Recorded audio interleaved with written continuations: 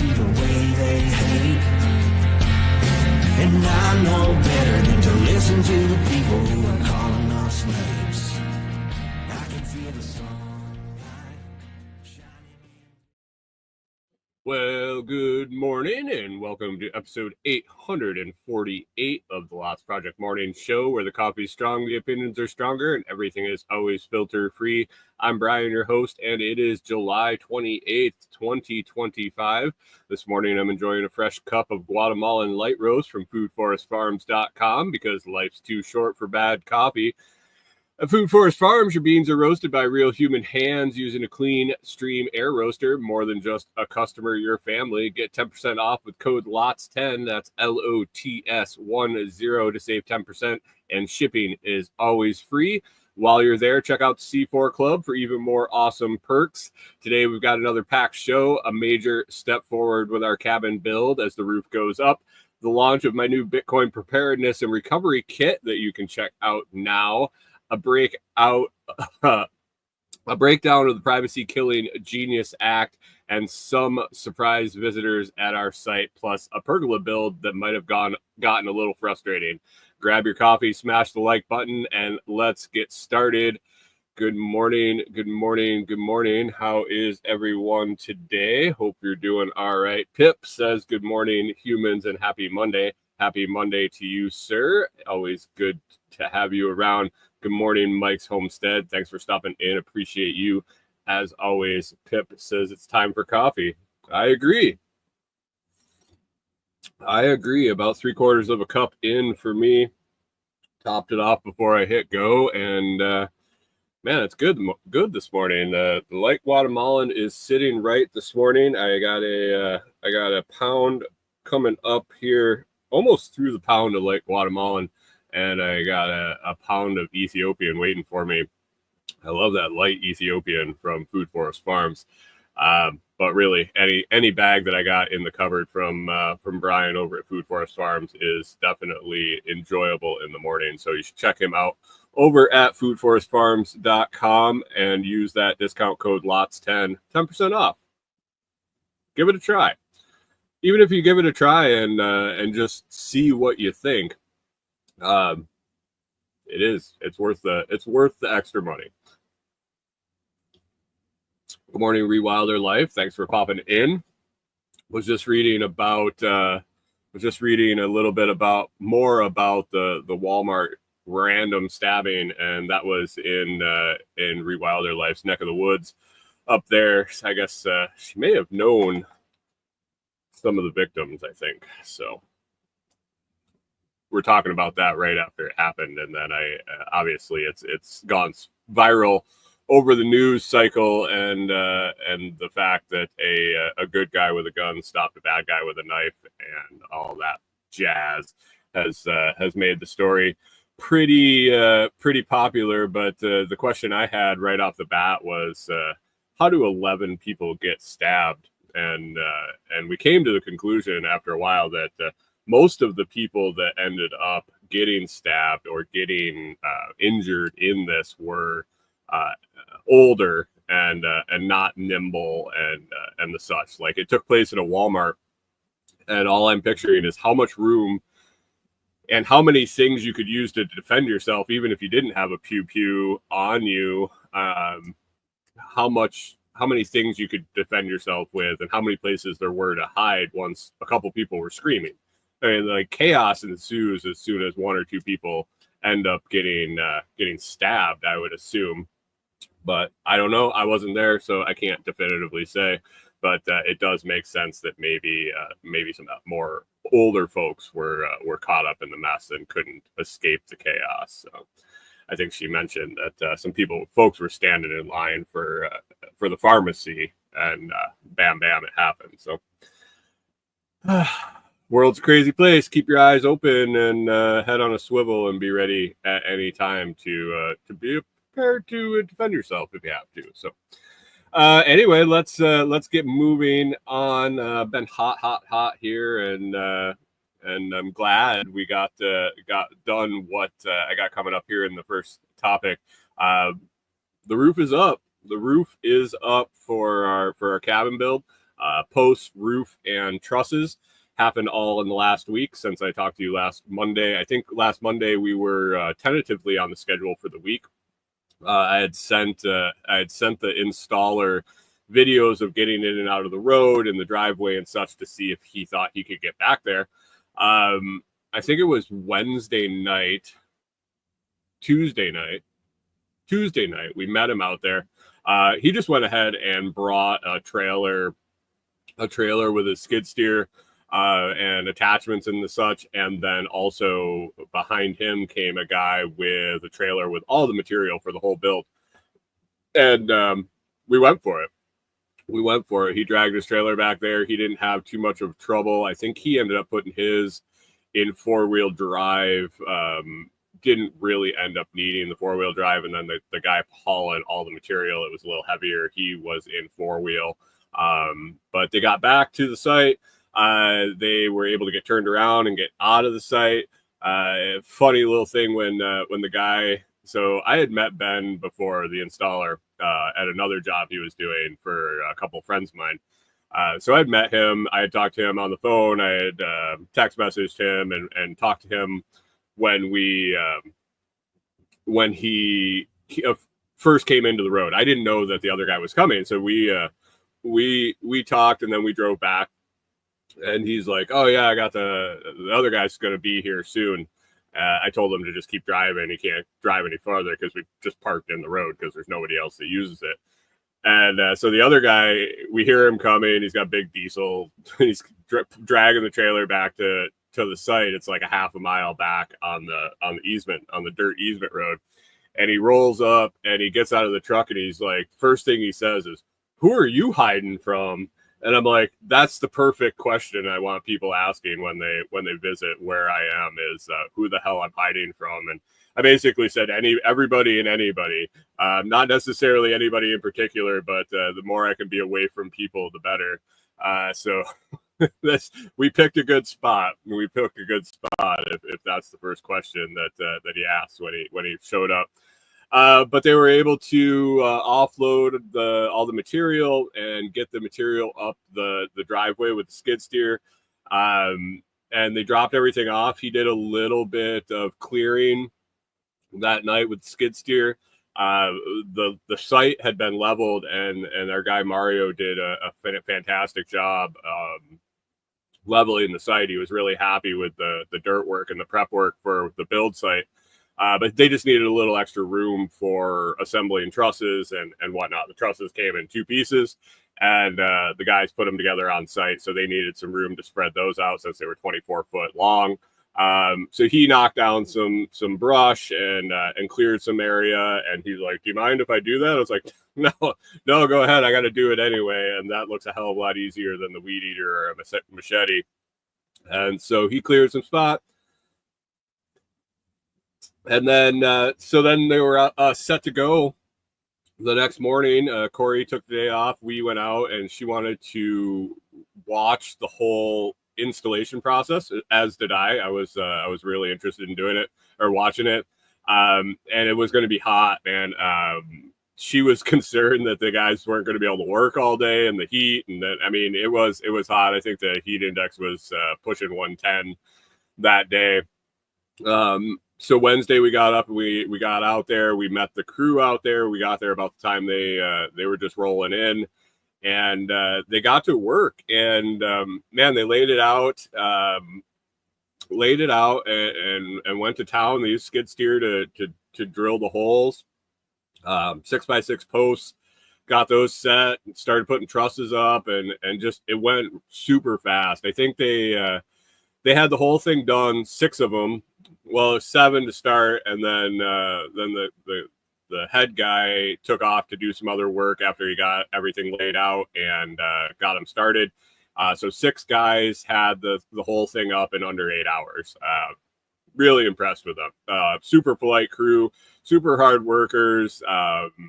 Just did everything right. I actually went out and took some measurements the next day. And everything was within a quarter inch, not even a half of an inch, a quarter of an inch of where it should have been. and that was probably more variations in the 6x6s, because I actually put a tape on some of the 6x6s and they weren't super consistent in size. I mean, consistent enough at a 6x6 if they're within a quarter inch. But every post was set within a quarter inch of where it was supposed to. So super impressed, very, very happy with the whole job. The guys were, like I said, they worked their ass off in that heat. Couldn't be more happy. So that's done. And now on to the next step is going to be hanging a floor in there. I'm going to use some going to hang some girders and some joists and throw a floor in it, and then frame up the outside, get the windows in, and then we'll be getting the metal siding and purlins again from the same company. And getting those on, and once that shell's in, we'll move on to working on the inside and installing electric and water and whatnot. So, morning, Hunter. Thanks for popping in. It was this wow is a good thing to say. The way to describe it. All around, just the whole experience with those guys. No problem getting in and out. He dragged a 32-foot job trailer in the second morning and out the following morning, and some of the dips on the road, like the down and then back up, and he ended up like actually dragging his trailer on the ass end of it. And he told me he bought a trailer, super heavy duty ass end on it, so he could do that. He says he routinely will have all the tires off the ground since it's so low and it's so heavy. So he didn't mind doing it, but there were a couple of the dips where he was the trailer was just dragging on the ass end of it. So appreciate them doing that. I'm gonna talk to them about ordering some lumber through them, and hopefully wrangle them into delivering and then taking the lumber up the hill with the skid steer, because that worked pretty slick. And instead of trying to drag it up our driveway on a trailer and offloading it by hand, it would be fantastic to take it up there with a skid steer. So happy, excited to move forward. It was 12 weeks, almost 12 weeks to the day from when we ordered and paid for the material to when it got installed. Estimate was 8, so an extra month of waiting and wondering if they were even going to be able to get in there and out of there, and it all worked out great. So excited to move on to the next step. That's about it. On the update from the cabin build.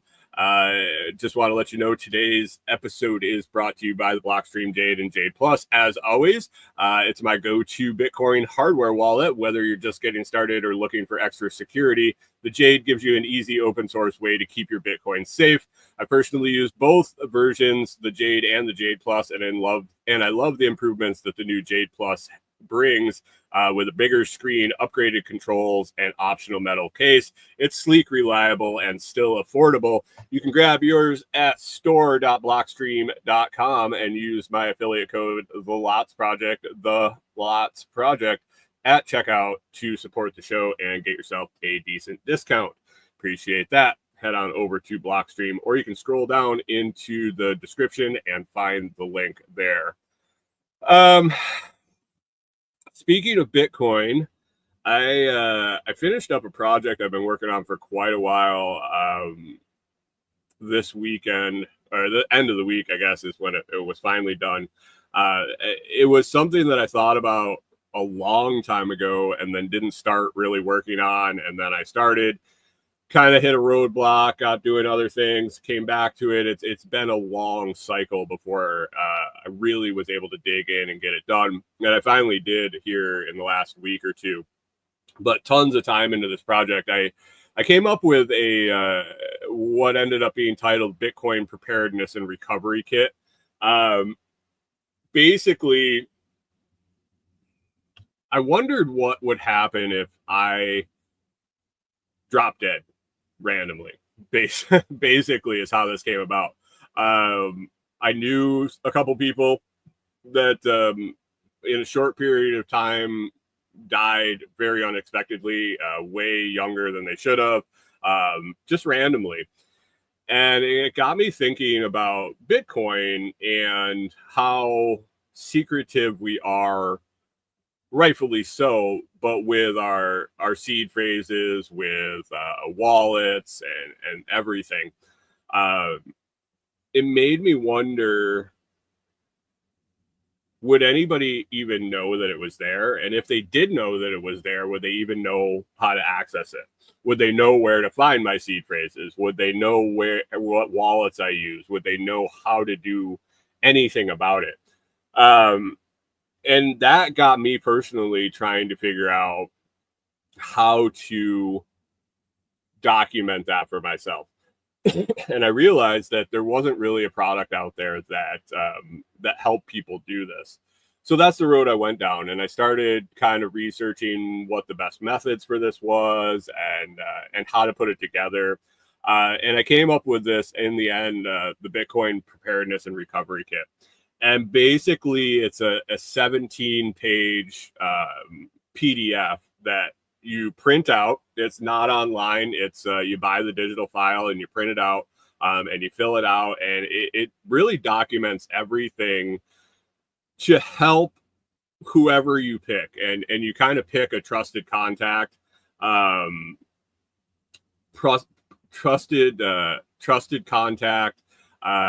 It gives you an easy way to lay out all your different sources of Bitcoin, whether it be wallets, whether it be exchanges. It gives you a place to document your seed phrases and special instructions on the different recovery.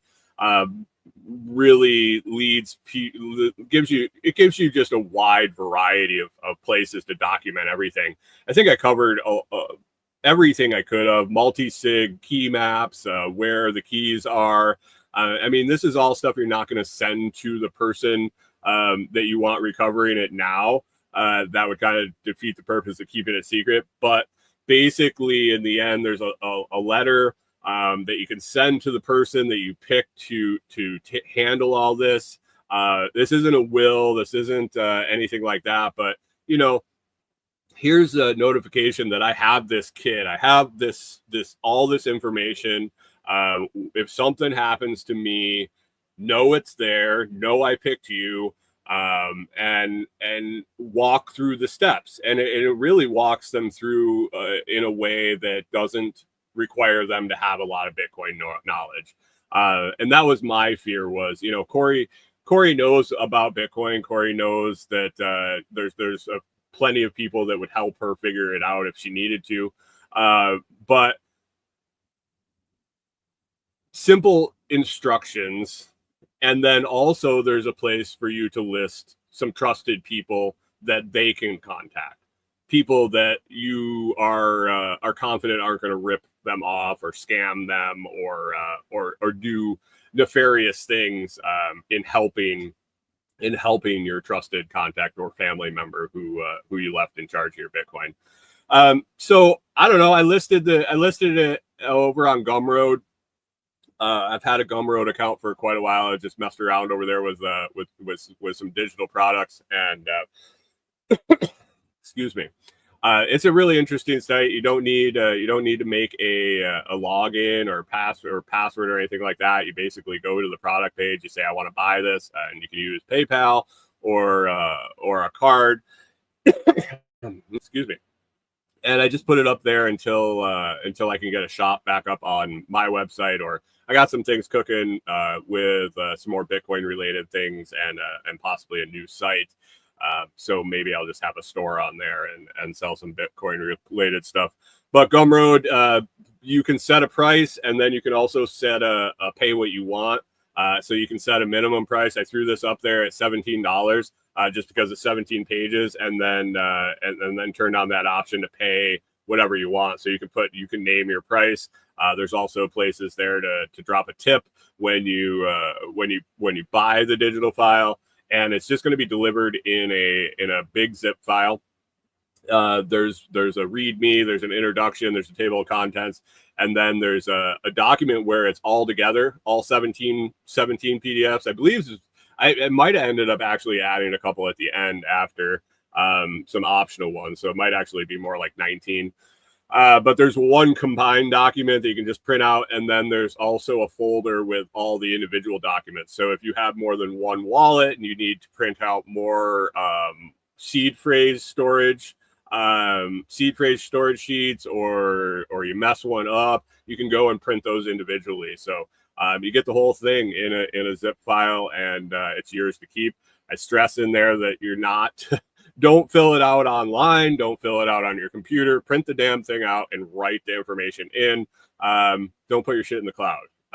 And there's a lot of warnings and things like that in the kit. So not legal advice, not anything, not financial advice or whatnot, but Gumroad link. Let me grab it here real quick. If you're interested, I'll throw it in the comments.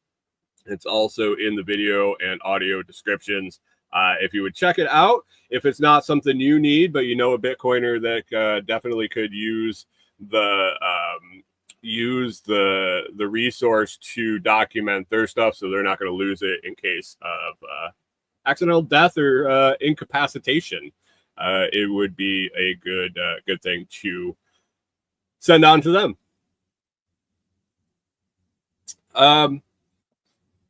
Let's see. And that is that. Genius Act is Pip says I left notes in my safe for family about how much my guns are actually worth. Right? Right? That's always the old joke. My wife's going to sell them for what I told her they were worth, not what they're actually worth. So let's go on to the Genius Act. I got to pull up notes here. I dug into it a little bit. They really touted this as clarification for crypto, is what I saw. Orange Man out there saying that this is so that we can lead the world in digital currency and blah, blah, blah, blah, blah, blah, blah, blah, blah. When I think about crypto, I obviously think about Bitcoin, and then the other coins, the quote unquote shit coins, or whatever you want, Ethereum, and you go down the list. They come and go, Dogecoin and Trump coin and whatnot. Pip says Bitcoin's at 118,672. I got 118,650 on the old tracker here. And actually, I got a note. I have to dig in more. They're going to be releasing some versions of this thing that I have here in the screen on the video. If you're listening on the audio, you wouldn't know. But this little device, if you're a stock trader, if you're a crypto guy, there are a ton of different assets that you can put into here, and it tracks the live prices. I think you can even get into the precious metals and things like that. But they're making a more affordable one. I believe these are over $100 a piece. A company had sent one out to me. I like it. It's fantastic. I have it sitting here all the time. Gives me a little real, instead of pulling it up on my phone, but I couldn't justify the price. I couldn't really push the thing, push it at the price point it was at, and so I kind of just use it. I did get an email that they are going to come out with a more affordable version, and once that gets released, I'll definitely have to dig in and see if that's a cool option for folks. I mean, if you don't mind paying over $100 for a little tracker, you can set it on your desk. I actually have two of them. This one, the battery's dead, but they actually stack, and you can have your whole stack of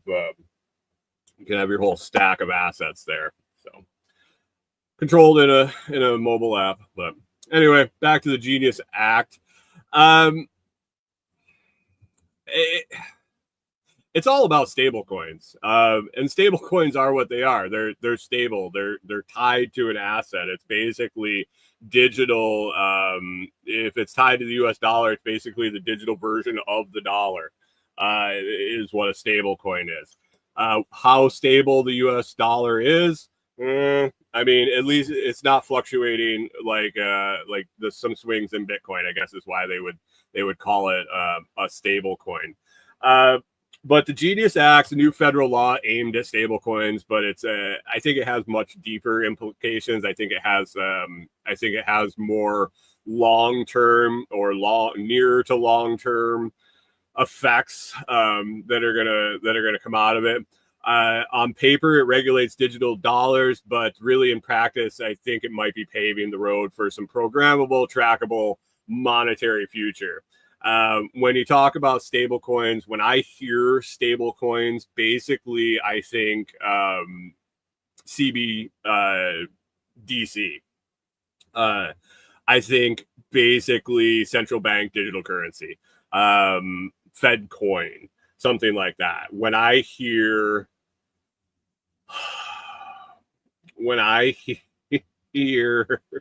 stable coin, that's the thing that pops into my head is the going away from cash in the United States and going to a central bank digital currency. But what the Genius Act actually does, these are the facts. It was passed on July 18th, 2025 with bipartisan support. It regulates payment stablecoins like USDC style tokens. Basically, if you were looking to hold money digitally, back in the bull run in like 2017, when prices were going crazy, prices were going through the roof, and dropping back and forth, and you wanted some money on an exchange, but you didn't want to keep it in Bitcoin because you were watching prices on, say, Litecoin. You could put it into a stable coin, which was pegged to the dollar, which basically day to day changed very little in value, and you could wait for the dip and buy the dip. This is stuff that I'm out of practice in because basically now my crypto strategy is buy Bitcoin and fucking hold it. I'm not buying and selling. I'm not trying to play the markets. I'm not doing any of that. So I'm really out of practice with stable coins. But basically that would be a function of a stable coin. A business might be more inclined to take a digital currency if it was a stable coin, fearing that they're not going to get paid and then lose or gain value instantly. I don't know why they'd be afraid of gaining value, but they're not going to have to worry about dips and things like that. So there are some utilities for stable coins. This bill, it makes for a one-to-one reserve in US dollars or treasury reserves for any stable coin. Basically, they have to prove through monthly audits and public documentation that they have on hand the funds to back the stablecoin one-to-one. So no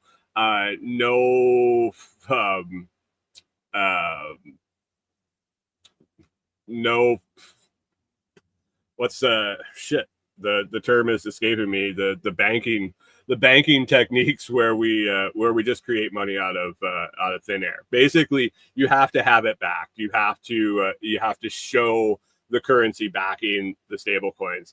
The licensing is going to be through the Fed, the federal government, not the Fed. It's fractional reserve banking. Thanks, Mike Homestead. I appreciate it. It was on the tip of my tongue and I couldn't spit it out. And it wasn't in my notes. So yeah, go figure. Licensing is going to be through the OCC or state regulators, depending on the size of the stablecoin issuer. It's going to ban unlicensed issuance of stablecoins in the United States, which is interesting. I guess you could get around that with just not being a stablecoin, I guess. And it bars stablecoins from offering interest or yields to users. basically it's just going to be like holding dollar bills digitally, is what they're trying to dial in from what I can see. It exempts these stable coins from the SEC CFTC rules, and they're going to be regulated like a bank dollar. So it's not going to be a security or anything like that. Thus, the no making interest or profit from holding it. And it applies to these apply to foreign stable coins also, if the coins are being used by U.S. users. It grants the Fed and the Treasury enforcement and supervisory power over the stable coins. So that's what the bill actually does.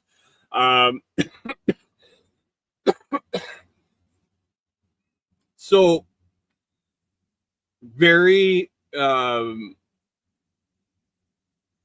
non-nefarious, I guess, as if you take it at face value.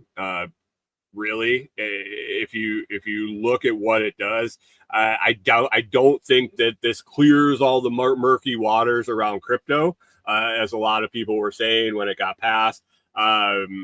It basically sets the rules for digital dollars, from what I can tell.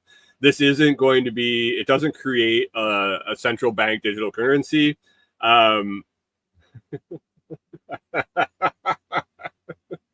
Hunter says, cue the big pharma ad music.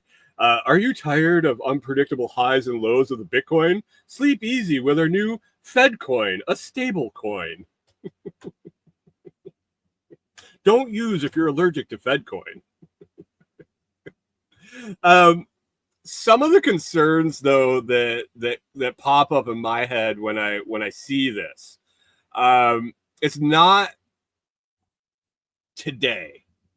It's not out of this bill, but really, I think it's laying the groundwork for that CBDC, laying the groundwork for the central bank digital currency, and with that goes away all the privacy that cash offers. We all know that you can track bank accounts, you can track credit cards, you can track debit cards. Now imagine if your cash was digital and everything is tracked there.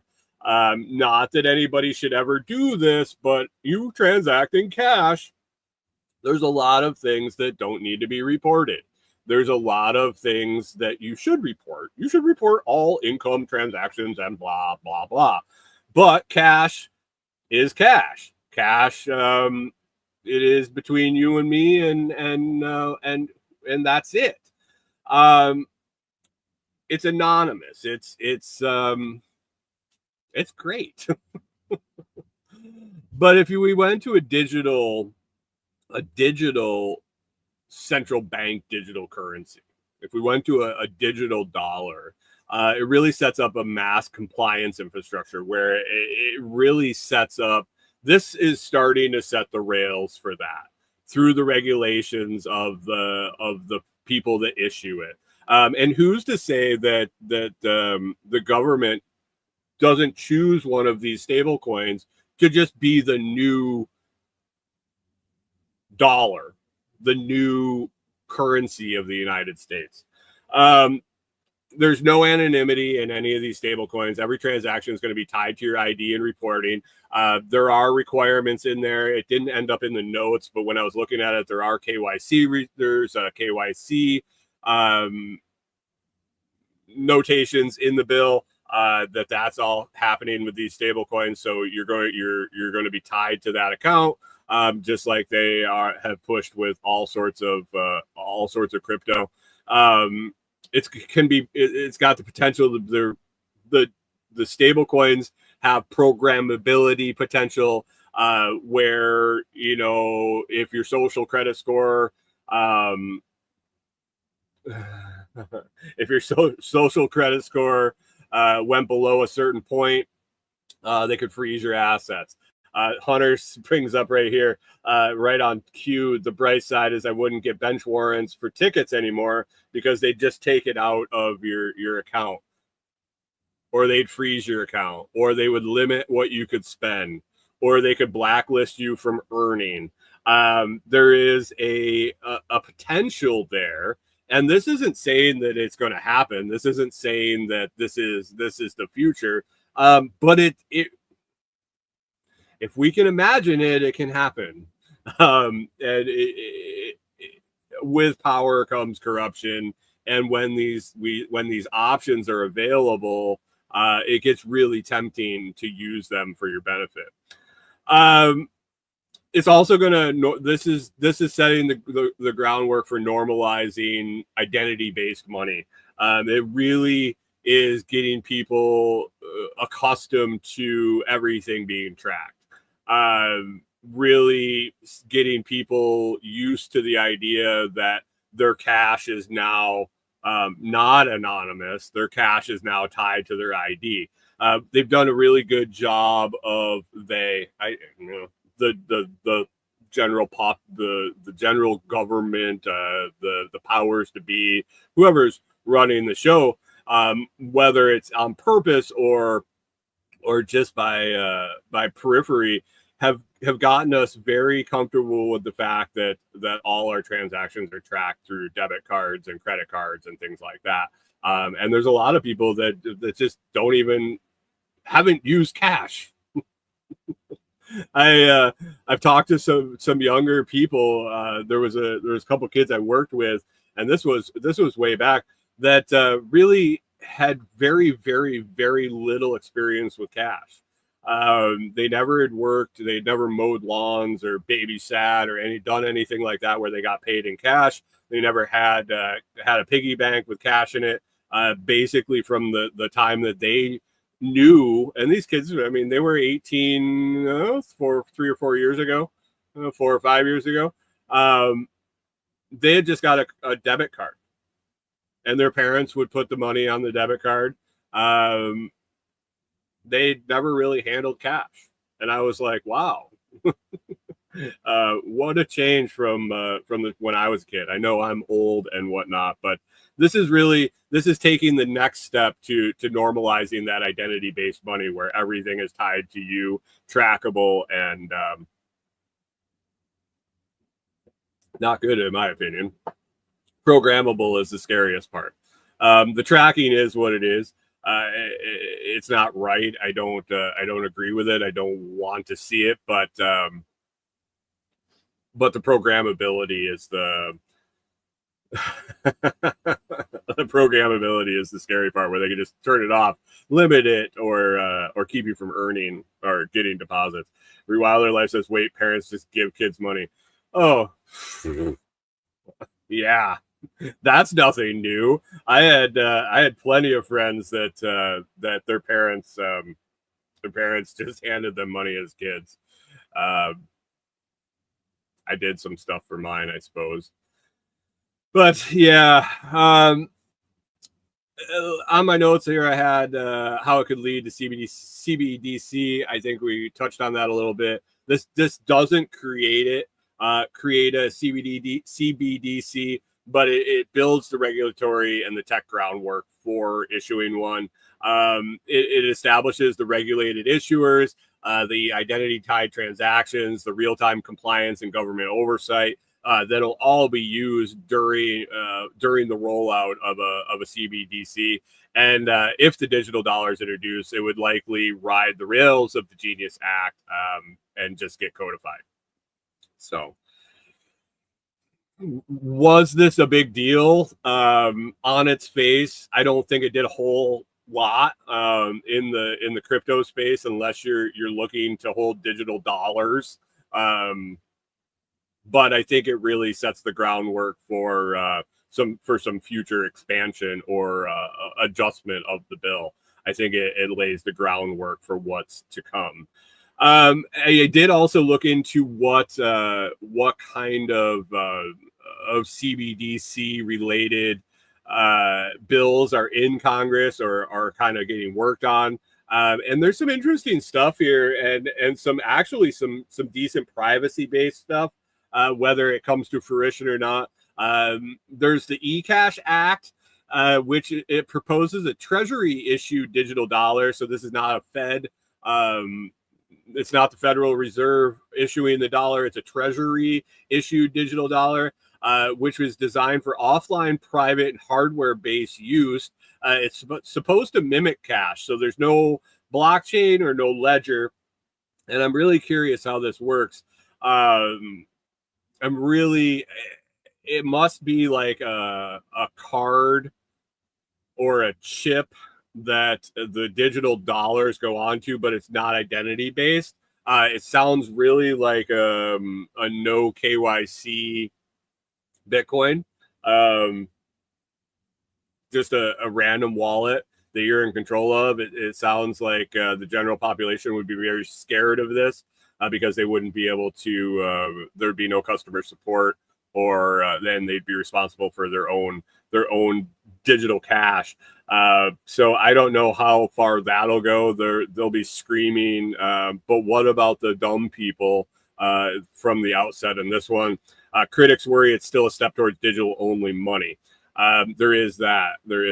As much as I am in favor of Bitcoin and technology, I do like being able to hold the dollar and hand it to anybody just in the woods with no electricity or internet or anything like that. So there's also the CBDC Anti-Surveillance State Act. Tom Emmer, from Minnesota, I guess. He's an interesting character, but this bill would ban the Fed from creating a retail CBDC. It prevents programmable or direct-to-user digital dollars and requires congressional approval for any future CBDC. So basically, he's saying, I don't want what we described with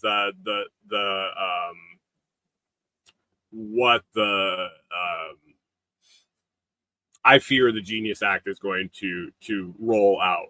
He wants the non-Fed coin. He wants the anti-Fed coin. He wants a private. He wants to ensure that the surveillance state isn't going to get into your money. So that would be the CBDC Anti-Surveillance State Act. That's been proposed twice, I believe now. I think when I was looking it up, it was 2023 and 2025 that's been proposed, and we'll see if anything goes with that. There's also Federal Reserve CBDC research and Fed Now. The Fed is actively testing the CBDC pilot programs. Fed Now is already live, real-time bank settlement infrastructure, and it could be repurposed or paired with a CBDC in the future. So they are actively working on FedCoin, quote unquote FedCoin.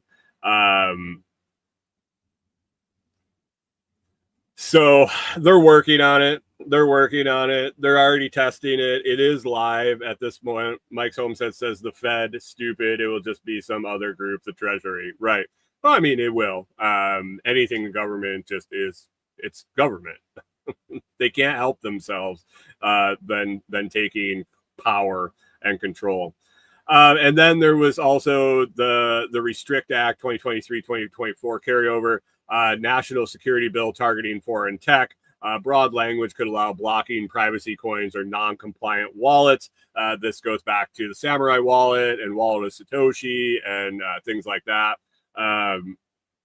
It's not really about CBDCs, but it limits alternatives. It really gets into the freedom aspect of what I can do with my fucking money and how I use it and what I use it and how I interact. So limited options and regulating on and off ramps is that's always been the goal, I think. Can't stop Bitcoin, but you can sure as fuck make it hard to use. I guess not really hard to use. You can make it difficult to get in and out of from their currency. So final thoughts on the Genius Act. It's being sold as clarity for crypto. I don't think it really clarifies anything in crypto. Stable coins is all it pertains to, but it could really be laying the foundation for full monetary control. CBDCs may not be here yet, but the pieces are clearly being put in place. It is what it is, guys. It is what it is. Keep your eyes open and understand what's going on. And maybe this is a push in the right direction for folks to start really looking into stuff like Monero or the project my friends work on. Pivx is another privacy coin along with Bitcoin. I don't know. Make your own decisions and inform yourself on anything you decide to invest your money in, because I am not a financial advisor by any means. So that is the Genius Act. Genius for sure. I don't know. This dude, this orange man, he's got some marketing folks in his camp for sure, with the names of all these stupid bills and acts and things he comes up with. They were pretty cheesy all along the line here with government, but he's taking it to the next level with Genius. What does Genius stand for? I saw it's guidance. What the hell was it? It was nonsense. Let me see if I can find it real quick in my notes here. I'm guessing it's not there.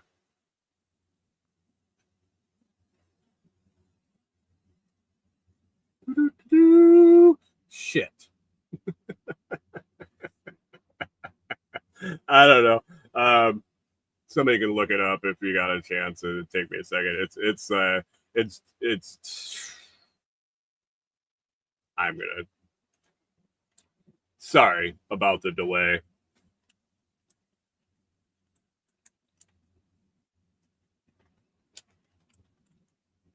I read it and kind of chuckled. Guiding and establishing national innovation for U.S. Stablecoins Act. There. Guiding and establishing national innovation for U.S. Stablecoins Act. Genius. Hey, thanks, Pip. Appreciate it. Anyway, that's the Genius Act. A whole lot of nothing burger, if you ask me, but really could turn into something bad in the short term. This last segment, I got another sponsor I want to talk about today. This segment is brought to you by Nulu Knives. I showed you Nulu last week, I believe. It's a modern take on the time-tested tool inspired by the Inuit Ulu knife. This kitchen multi-tool slices, scoops, scrapes with ease. It was originally designed for people with upper extremity problems, disabilities. A gentleman that created it came out of the military, had some upper body functionality issues, and wanted to design a kitchen tool, kitchen knife for folks that don't have a lot of strength or have to do a lot of cutting. It's beautifully made, easy to clean, and feels like an extension of your hand. Whether you're prepping in the kitchen or working on camp meals, I think it could be great for camping. A multi-faceted knife for homestead use and all sorts of other things. The Nulu knife gets it done. I'll be testing mine more this week, but you can check it out and support the show by ordering through my affiliate link. If you want to check out the Nulu knife, I do not get that through Amazon. This is a direct partnership with Nulu and the creator of it, Doug Katz. I appreciate him taking me on, but I'll drop the link in the comments, and it's also in the video description and audio description. It's a bit.ly link. It's short because my affiliate link is super long, and I made it shorter just for convenience. So check them out if you're interested in picking yourself up a new knife. Corey's been using it, and she's liking it for certain things. Other things it's getting some getting used to. We'll see long term how it works out. So Nulu Knives, Nulunives. If you search it in Google, if you're just looking for one, check that little thing that says, we think you might have mistyped it at the top. We searched it instead for Would you rather search for this? They have a name really close to something else, so it will not give you the Nulu knives link in Google results as of yet. So just a little heads up. Last segment for today before we wrap up. Corey and I this weekend. So I got another product to evaluate. A company sent something out that I was excited about. I guess I'm still excited about. A nice pergola. If you don't know what a pergola is, the thing that you put in your backyard or over your deck or over your porch. Basically, they usually look like 4 posts, and they got some cross beams across the top, and it provides some shade. A lot of times there's no curtain or anything on the top. It's not a solid roof. Basically, it provides shade by the angle of the sun and the boards and the way they're aligned. It provides some shade underneath. This one that the company sent out to me to test out, Amazon product, it actually has a draw across cloth shade that goes underneath it to provide more shade. It's a waterproof shade too. So if it starts raining, you're going to stay a little dry. It has drain holes in it, so it's going to end up eventually coming through. But had to put it up. I had to put it up so we could tell what it was like, and if I liked it, if I thought it was quality, if it was easy to install, things like that. So Corey and I took this challenge on this weekend. We decided we were going to do it on Saturday afternoon. From the things I could read, it should take 2 people a few hours to do it, and they said a few, so I'm not sure if that meant 3 or 8.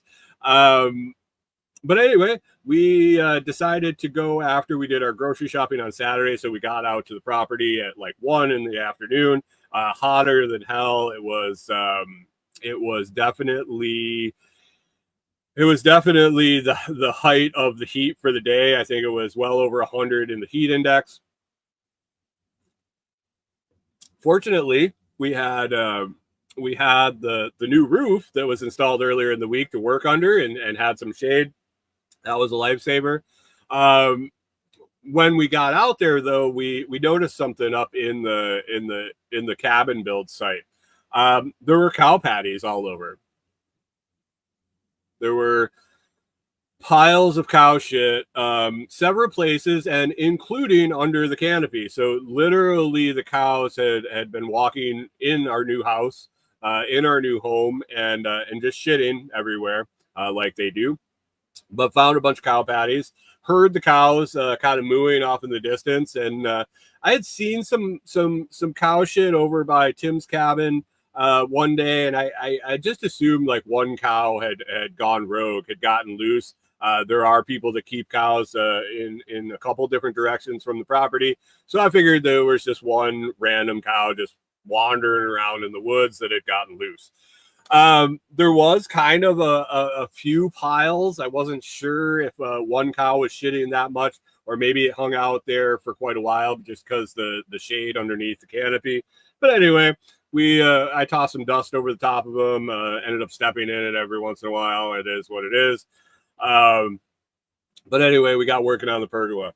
The instructions that came with this, basically IKEA grade instructions, if not worse. We had some issues, got a little frustrating, had a couple of whoopsies, used the wrong screws in one step, had to take them all apart. At one point, we had assembled it kind of backwards to where it had to be, so things didn't line up. Wasn't very clear in the instructions. There weren't a whole lot of words in the instructions, so if you weren't really paying attention to the details of the diagrams, which weren't that great either,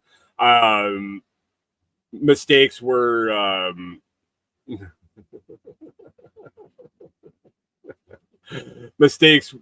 easily made. So we worked for about 3 hours, assembling, disassembling, and reassembling. on Saturday. At that point, we called it quits. We had to get home for the dogs and eat some dinner and whatnot. Good morning, Chris Dixon. He says, you'd expect to find some bullshit flying around DG anyway. Yeah, I mean, there is that. There is that, especially when Tim's in town. Good morning to you, sir. So we worked for about 3 hours. And at the point where we realized that we had assembled it kind of backwards and we were going to have to take it apart again, it was time to call it quits. We decided we were going to come back yesterday and finish it up and get it back together. Took us under 2 hours again yesterday.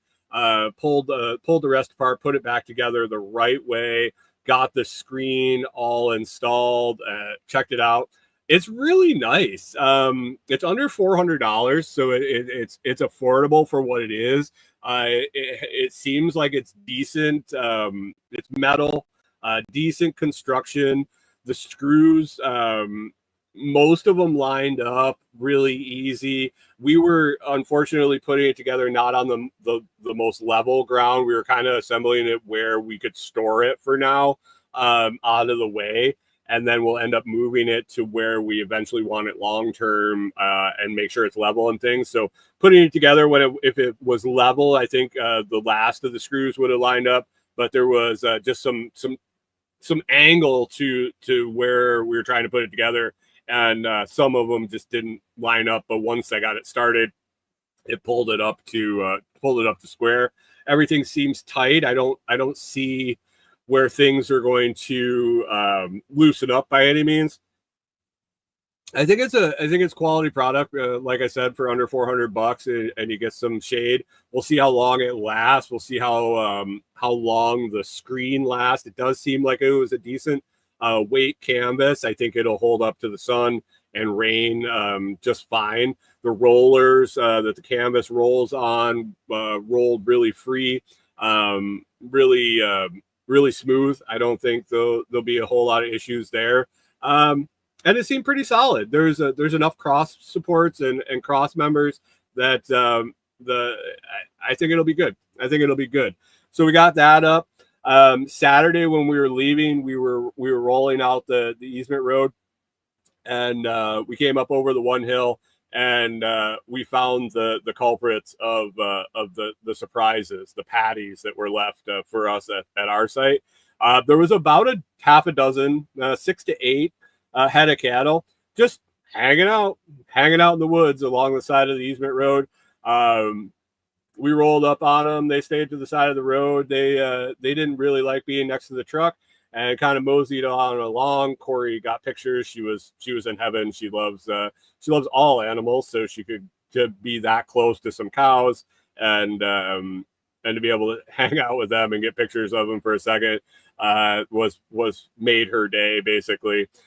They moved along. They moved back towards our spot, and Jamie at the end of the road there, he grabbed his kid and they ran down the road and found them further past our driveway, and they went on their way. When we went back out on Sunday, we did hear them mooing in the woods. It seemed like they were a little further away. I don't know if they ended up making it home to where they're supposed to be, or if the person realized that they had lost a half a dozen cattle.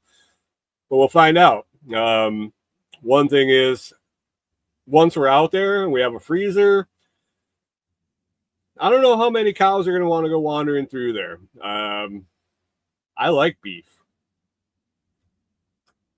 And I don't know if it's considered cattle rustling if they come to your place and don't end up leaving. Reviler Life says the best way to have cows. Pip says free steaks for DG workdays. We just need to make sure we invite butchers.